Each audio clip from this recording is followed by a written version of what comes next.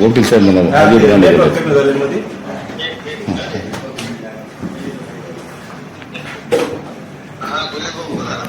जिल्ह्यामध्ये बाप्पा नमस्कार.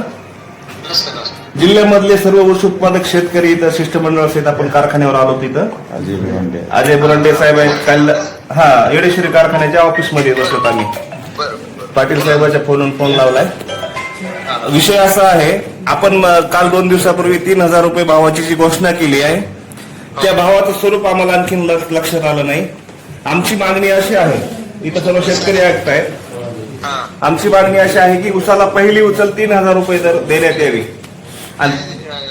आणि त्यानंतर जो काही तुमचा हिशोब असेल त्यानंतर तुम्ही अंतिम बिलाच्या संदर्भात बाकी नंतर घोषणा करावी आणि जी काय आपण घोषणा केली त्याचं लेखी प्रसिद्धीपत्रक प्रसिद्ध करावं अशी सर्व शेतकऱ्यांची आणि आंदोलकांची विनंती आहे. सर्व कारखान्यांना जवळपास आपण विनंती करून निवेदन देत आहोत. जिल्हाभरात जवळपास 4-5 कारखान्यांचं क्रशिंग आता पूर्णपणे बंद पडलेलं आहे ऊस दराच्या संदर्भात आणि ऊस उत्पादक शेतकरी या लढ्यामध्ये उत्स्फूर्तपणे सहभागी झाले त्याच्या रास्त भावासाठी. आमची शिष्टमंडळाच्या वतीनं विनंती आहे की आपण सुद्धा या दराच्या मागणी संदर्भात सकारात्मक विचार करून आम्हाला लेखी उत्तर या पत्राद्वारे कळवण्यात यावं अशी विनंती करण्यासाठी फोन लावण्यात आलेला आहे. हो, बुरांडे साहेब बोलतायत तुम्हाला.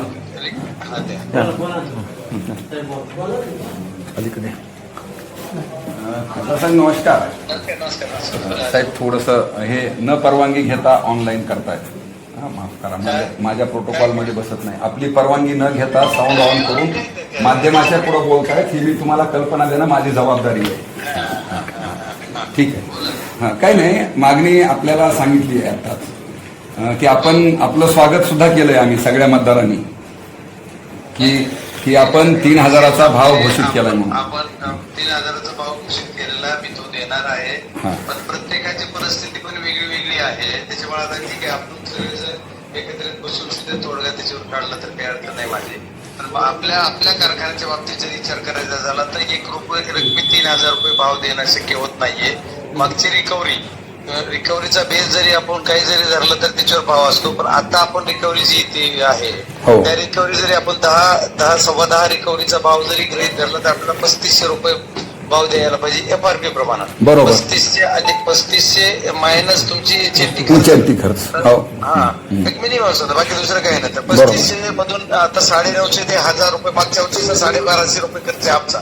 तर आम्ही या वर्षी 1000 रुपये येईल असं गृहीत धरून 2550 रुपये एफआरपी, त्याच्यापेक्षा जास्त 500 रुपये द्यायचं असं माझं मानस आहे. कारण रिकव्हरी वाढेल पुन्हा काही असं गृहीत धरून. आज सध्या 9 रिकव्हरी आहे आणि आपण 10.25ची बेस रिकव्हरी धरता, तरी मग ती काय होईल काय होईल नाही मला माहित नाही रिकव्हरीचा आणि तो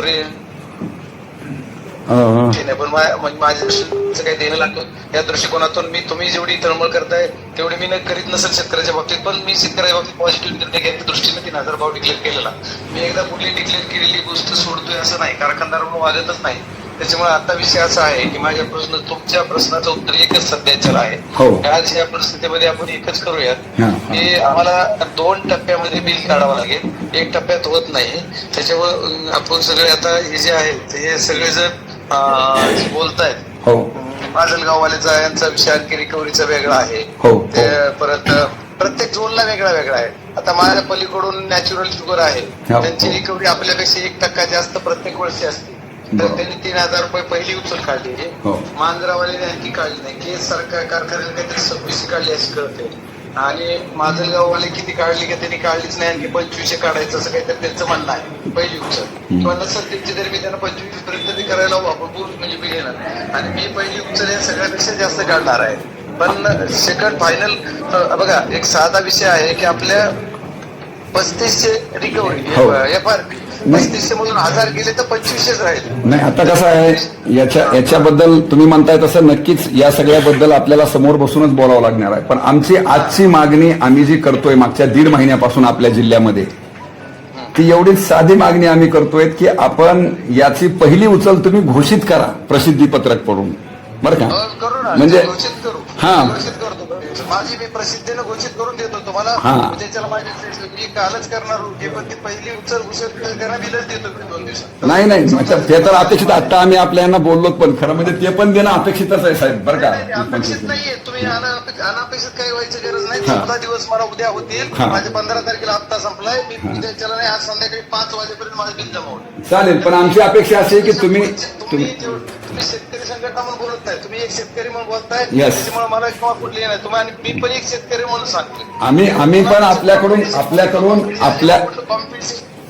आपल्या खासदार साहेब आपल्या सकारात्मक शेतकऱ्यांच्या बाबतीत असणार. नक्की आपल्याकडून आम्ही केवळ कारखानदारच नाही तर शेतकरी सुद्धा, आणि या शेतकऱ्यांचे खासदार प्रतिनिधी म्हणून सुद्धा आम्ही अपेक्षा अशी करतोय की तुम्ही पहिल्यांदा तुमची जी मागणी हा. जी मागणी आहे ती रास्त आहे, हा. तीच माझी बी असणार आहे. यस्तेच प्रसिद्धीपत्र करून तुम्ही ही कोंडी फोडावी. आज बीड जिल्ह्यामध्ये कधी करू प्रसिद्धीपत्र? मला असं वाटतं की आज केलं तर तुम्ही स्वागत करू. आम्ही त्या दिवशी सुद्धा तुम्हाला संपर्क केला. आज किती वाजेपर्यंत करायला पाहिजे? तुम्ही सांगा, आम्ही नाही कंप्लीट करणार, असं तो तुमचा अधिकार आहे. पण आमची विनंती की तुम्ही कोंडी फोडावी. विषय नाही, पण घरातला विषय हो.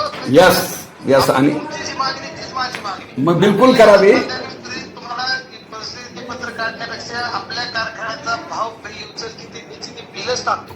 पहिलं उचल जरा. आणि असं तुम्ही काळजी करू नका. आणि ह्या अपेक्षा करतोय आम्ही की तुम्ही कोंडी फोडाल आणि शेतकऱ्यांच्या मागणीला पूरक पहिलं बिल टाकाल आणि प्रसिद्धीपत्र कराल. नक्की टाकतो, माग- मी फोडतो, तुमच्या अपेक्षेप्रमाणे होईल. बस. 3000 नाही मला. ठीक, तुम्ही म्हणजे करा तर खरं, आपण चर्चा तर करू. एमआरपी पेक्षा मी जास्त देणार. जी एमआरपी बसते आपल्याला समाधा रिकव्हरीनं 2500 रुपये साधारणतः 3500 मध्ये आपल्याला 1000 1050 येणार, 2500 येते. पण एमआरपी पेक्षा बरेच जास्त देणार मी, तुम्ही काळजी नका. प्रसिद्ध करूया एवढी विनंती आम्हाला खात्री आहे. मी आता ऐका हा. ना, 2-4 घंटे आज माझं पण कुठेतरी सगळे लोक जमणार आहेत असं मोहन दादा बोलत होते. हा. मी एक तुम्हाला रात्री 6चं ऑफिस संपायच्या आत तुम्हाला मी लेखी देतो. बर, थँक्यू. फक्त लेखी देताना आमची विनंती तुम्ही नक्की मान्य कराल. तुमची आम्हाला माहिती आहे, त्या आमच्या अपेक्षाला उतराल शेतकऱ्यांच्या. काय मान्य करण्याचा विषय नाही, तुमचा माझा अधिकार शेतकऱ्यांसाठी करतोय आपण. यस, शेतकऱ्यांसाठीच म्हणतोय. हो. Yes, thank you. कारखान्यात चोऱ्या करीत असतो तर ह्या सगळ्यांनी मला झोपलेलं असतं जेलमध्ये घालून. नाही, नक्कीच. त्यामुळे चालेल, मला शेतकऱ्यासाठी करायचे. कारखाना वाचला पाहिजे आणि शेतकरी जगला पाहिजे. थँक्यू. ओके, अपेक्षा करतो. Okay, thank you.